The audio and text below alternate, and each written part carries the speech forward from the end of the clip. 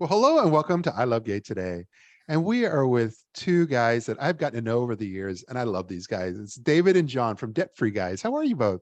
We're good. How are you? I'm doing well. I love what you guys are doing because, I remember years ago, I just saw you guys out there just kind of promoting and posting, and it was all things about LGBT finance on. I probably saw you on Twitter more than anything else, but I thought it was amazing what you guys were doing. And then you were coming out to speak a few years ago at an event in New Jersey, and I got to meet you. Yeah, that was a lot of fun and unexpected. We had seen you online a little bit, but we had no idea that you were going to show up at that conference. And it was great to finally meet you in person and keep the friendship growing. Yeah, but what's interesting is that you guys, when you were there, you were at, it was during Pride, and it was Prudential. The Prudential had you come out and had you kind of up on stage speaking about the whole world of LGBT finance. And that seems to be the world that you've really kind of cracked that nut. Yeah, about that time, they had just published their second LGBT financial experience study. And they asked us to come out and talk about our personal experience with money and what we're doing as our mission that augmented what their study found. Yeah, I think that it was nice that Prudential was one of the leaders in the financial services space that actually started to take an interest in what were the needs or what were the issues that LGBT people were facing when it came to their money. And they kind of have led that for quite a long time. And John and I started really kind of speaking to the LGBT community with our podcast, the Queer Money Podcast, back in 2016. And that's when we really started to really dig into the issues and the conditions and try to gather data about what was going on in the LGBT community when it comes to money, because we know for the most part, financial services is very pale, male, and stale. And yet you've somehow made it fun. We try to make it rainbow. No, but what's interesting, and I mean, I've seen it on your website and a lot of different things, but tell us for the part, those of our audience who haven't met you yet, but how did you get started with all this? So our backstory is that after a year and a half of being together, John and I finally came out to each other about our finances. We both were in financial services. We were helping other people with their money, telling them these are the things they should be doing. They should be saving for retirement. They should be planning. They should be have an emergency fund, all of that kind of stuff. And we were not doing any of it ourselves. And so we kind of had our aha, come to Jesus, kick in the butt moment. And it was pretty sad because we confessed to each other that between the two of us, we had $51,000 in credit card debt.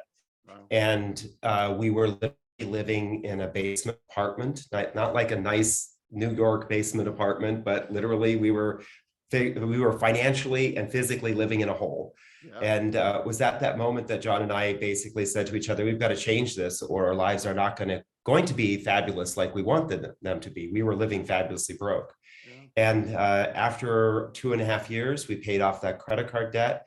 We realized that our knowledge from working in the industry and our knowledge from having experienced it ourselves was a great way to teach other people, because we saw lots of other folks in the community living very fabulously, but fabulously broke, kind of like we were. Yeah. And so we said, let's start sharing this with other people. And that's how we kind of basically got into the whole idea of sharing personal finance content. We first wrote a book, realized that wasn't going to go anywhere if we didn't have a platform. And that's when we became Debt Free Guys, and we started Debt Free Guys website. And then about a year later, we started the podcast. Yeah. I mean, you've developed this entire following, and in a niche that I don't think anybody is, there have always been, like, whether it's Advocate with Wells Fargo and stuff, there have been LGBT financial money minutes and so forth, but no one's really tackled it in quite the same way you guys did. And especially because of that, like you said, you went from the website and really being able to get out there and tell the story through social media, podcasting, and everything. Well, that's one of the things that we love about the podcast, because even today, we're still learning the financial nuances of the LGBTQ community. There are just so many flavors and variables that I think most people don't consider, even LGBTQ people aren't even aware of. So it's been hugely educational for us. And we like to provide a voice to the community. I don't think that there are a lot of platforms that are helping provide a platform for trans people to talk about finance, for non-binary people to talk about finance. So we'd like to have those types of guests on the show so we can share their story and understand their context. And hopefully the goal all along is improve the entire LGBTQ community's personal finance experience. Yeah. Yeah, and I noticed your website says you're sponsored by Capital One, but I know you work with like Chase and Mass Mutual, and so you've really like companies have really kind of keyed in on the work you've done and also the audience you've created. Right. I think one of the things that John and I have really tried to do is we've tried to look at companies that are doing more than rainbow washing, right? They actually are trying to serve the needs of the community, or they're trying to be inclusive. So that means more than just showing up for a pride parade or putting their rainbow logo out in June, right?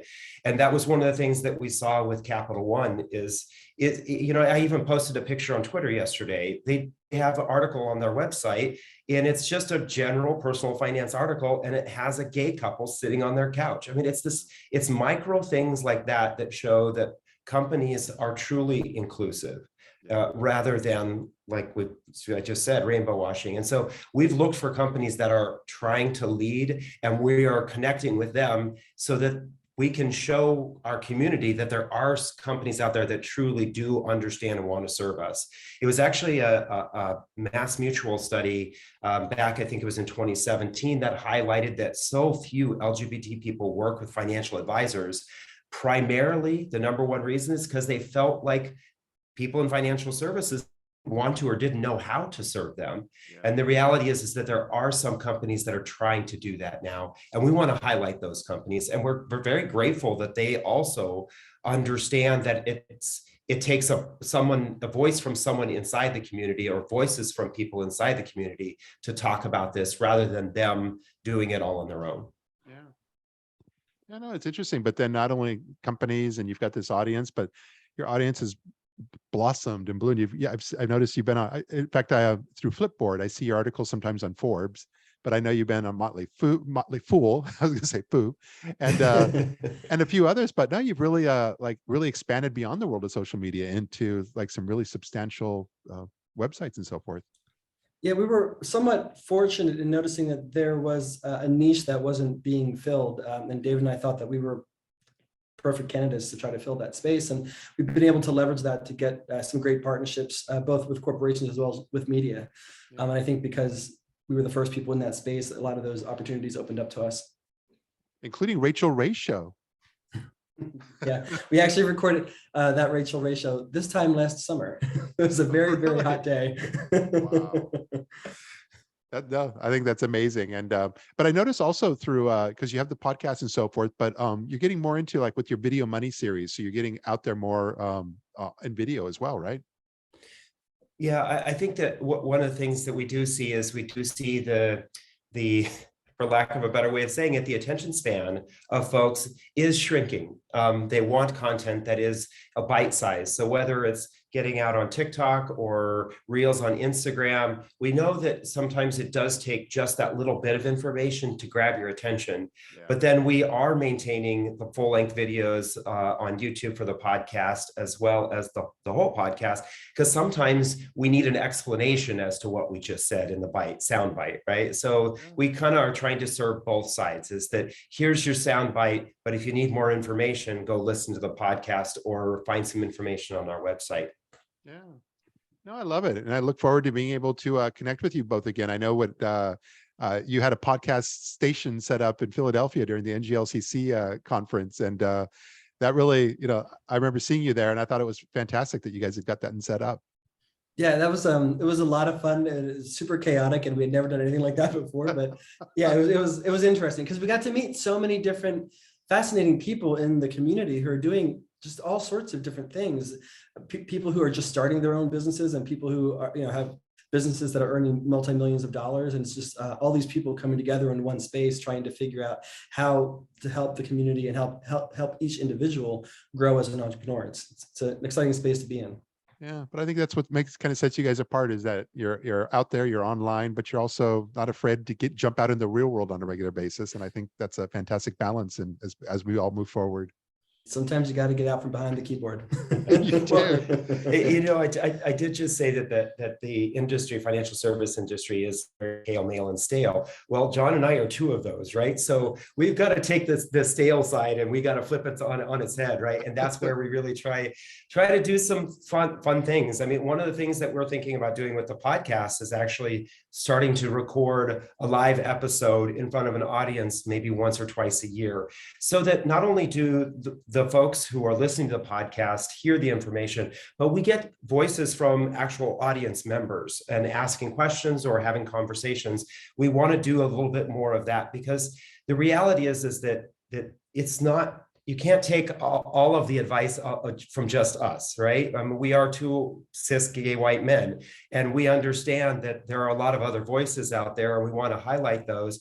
And it's important for LGBT folks to start having money conversations, because the more we talk about money, the more we understand it. The more we understand it, the better choices we make. The better choices we make, the better results we have when it comes to our money. And I think that's what we all really want, right? We all really want the results. And so there's kind of this chain of processes that happen. And it starts with just having that conversation, whether it's with yourself or with someone else. Well, now's a good time. People are going to be worrying about their money this year, and I think they'll be tuning into you even more. It's interesting. Our traffic, we tend to see spikes in traffic on our website 2 times a year. In January, when everybody's got their New Year's resolutions and they're going to finally fix their finances. And then we see it again in July. And we don't really know exactly why, but we think it's similarly when people are like, after June and Pride is over, they're like, okay, I've really screwed up last month. It's time for me to get my money in order. No, this is great. Well, like I said, I really look forward to being able to connect with you guys again when you're out here on the East Coast. And in the meantime, just thanks so much for taking a few moments to share some of your story with our audience here. Well, thank you so much for having us. It's great to reconnect, and we look forward to actually meeting you again face to face here in the near future. Sounds good. Thank you. All right. Take care now. Bye-bye. Feels good, so good, coming back again.